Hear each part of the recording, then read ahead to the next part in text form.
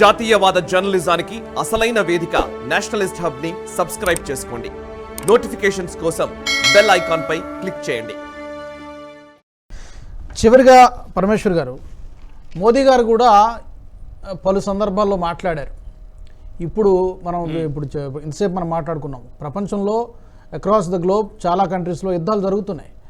Russia Ukraine కావచ్చు, Hamas Israel పాలస్తీనా, కానీ ఇట్లా వేరు వేరు చోట్ల వేరు వేరు రూపాల్లో యుద్ధాలు జరుగుతూ ఉన్నాయి. బట్ వీటన్నిటినీ ఆపడంలో ఐక్యరాజ్య సమితి ఫెయిల్ అయింది. దీనికి ఆల్టర్నేటివ్ ప్రత్యామ్నాయం ఇంకొక వ్యవస్థని క్రియేట్ చేసుకోవాల్సిన అవసరం ఉందని మోదీ గారు పలు సందర్భాల్లో చెప్పారు.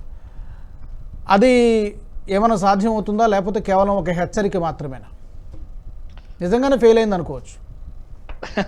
యునైటెడ్ నేషన్స్ అనేది పెద్ద జోక్ ఆన్ ఇంటర్నేషనల్ అఫేర్స్ అండి. నన్ను అడిగితే ఏం అచీవ్ చేసింది ఇవాళ దాకా యునైటెడ్ నేషన్స్ అనేది నన్ను ఎవరైనా చెప్తే ఒక పేపర్లో మీరు 2 లైన్లు కూడా రాయలేరు. It's a big joke on international affairs. United Nations ఉంటే యునైటెడ్ నేషన్స్ సెటప్ చేసింది ఎందుకు? వరల్డ్ పీస్ కోసం. వరల్డ్ పీస్ దానిలో సెక్యూరిటీ కౌన్సిల్లో ఉన్నది ఎవరు? USA, Russia, China, Germany, England. ప్రపంచంలో అయ్యే యుద్ధాలన్నీ వీళ్ళ వల్లే అవుతున్నాయి. ఇంక యునైటెడ్ నేషన్స్ ఏం చేస్తుందండి? సో యునైటెడ్ నేషన్స్ వచ్చి పీస్ సాల్వ్ చేస్తుంది అనేది, అందుకే మనది 1948లో బ్లండర్, నెహ్రూ గారు చేసిన blunder is a huge blunder.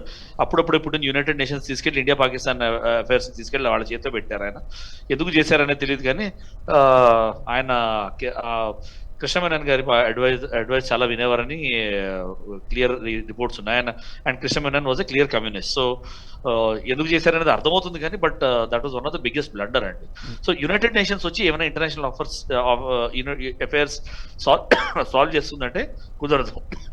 Which is why మీరు ఒక స్ట్రాటజిక్ పరంగా చూస్తే మోదీ గారు విజిట్ చేసే దేశాలు, దాని తర్వాత జయశంకర్ గారు విజిట్ చేసే దేశాలని ఒక సక్సెషన్ లో చూడండి. So there is always a follow up visit. Modi గారు విజిట్ చేసిన తర్వాత జయశంకర్ గారు వెళ్ళడము, వెళ్ళిన తర్వాత మోదీ గారు వెళ్ళడము అనేది చాలా ఇంటర్నేషనల్ కంట్రీస్ తో ప్యాటర్న్ కనిపిస్తుంది మీకు. ఎందుకంటే మన వాల్యూని ప్రతి కంట్రీ దగ్గర మనం ఎస్టాబ్లిష్ చేసుకుంటున్నాం సాఫ్ట్ గా. అది ఎస్టాబ్లిష్ చేసుకోలేకపోతే మాత్రం మన వాల్యూ ఇప్పుడు ముందర యుక్రెయిన్ మనకు అగేన్స్ట్ ఓట్ చేసింది ఇంటర్నేషనల్ సెక్యూరిటీ కౌన్సిల్ ఓటింగ్ లో. వాటిల్లో యుక్రెయిన్ ఓటెడ్ అగేన్స్ట్ ఇండియాకి అగేన్స్ట్ గా మాట్లాడింది. కానీ యుక్రెయిన్ కి తెలుసు without India there is no survival. ఇప్పుడు అదే జెలెన్స్కీ వచ్చి ఇండియా హెల్ప్ కావాలి మాకు అని అడుగుకుంటున్నాడు. సో కెనడా లాంటి దేశాన్ని మనము వాళ్ళ ప్రైమ్ మినిస్టర్ని, వాళ్ళ దేశాన్ని, వాళ్ళ ప్లేస్ వాళ్ళకి చూపించాము మనము నించుని. ఇదివరకు చేయలేము ఇవన్నీ. సో ఇవి ఏమైందంటే ఇంటర్నేషనల్ అఫేర్స్ లో, so how do we address this అనేది మీరు అడిగారు కదా, అది దానికి జవాబు చెప్తున్నాను నేను. How we address this is very simple. I think మన ప్రైమ్ మినిస్టర్ చేస్తున్నది కరెక్ట్. మన స్ట్రెంత్ మనం ఎస్టాబ్లిష్ చేసుకుంటాం ఇంటర్నేషనల్ అఫేర్స్ లో. మన వాల్యూ, మన స్ట్రెంత్ మనకి ఎస్టాబ్లిష్ ఏంటంటే ఎక్కడ ఏం జరిగినా కూడా ఏ దేశాలు ఇండియా అడ్వైస్ కోసము, ఇండియా పార్ట్నర్షిప్ కోసము, ఇండియా హెల్ప్ కోసం చూస్తారు. And that is what is important అండి. మన వాల్యూని మనం ఎస్టాబ్లిష్ చేయించుకున్నామంటే, సారీ మా డాగ్ చాలాసేపు నాది పక్కన కూర్చుని ఇక ఆగట్లేదు.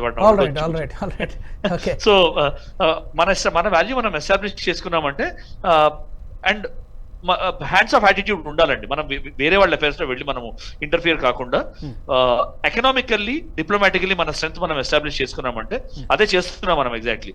సో అదే మనం ఎస్టాబ్లిష్ చేసుకున్నామంటే I think we are safe. And we should not, మన ఇందాక సురేష్ గారు కూడా అన్నారు, గిరిధర్ గారు కూడా అన్నారు, మన వేరే వాళ్ళ అఫేర్స్ లో పెట్టకూడదండి. వాళ్ళు వచ్చి హెల్ప్ అడిగితే ఎంతవరకు హెల్ప్ చేయొచ్చు అనేది మనము బ్యాలెన్స్డ్ హెల్ప్ చేయాలి.